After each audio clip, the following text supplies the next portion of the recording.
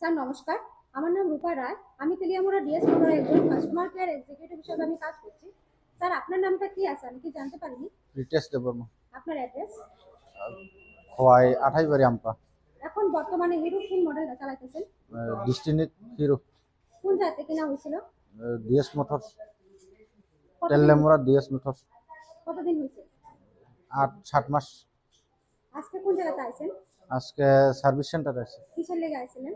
Service করবার জন্য। Sir যখন আজকে আপনার মোটরসাইকেলটা নিয়ে আমাদের এখানে আইছেন, আমাদের এখান থেকে টেকনিশিয়ান বা সুপারভাইজার আপনার ওয়েলকাম জানাইছেন। জানাইছে।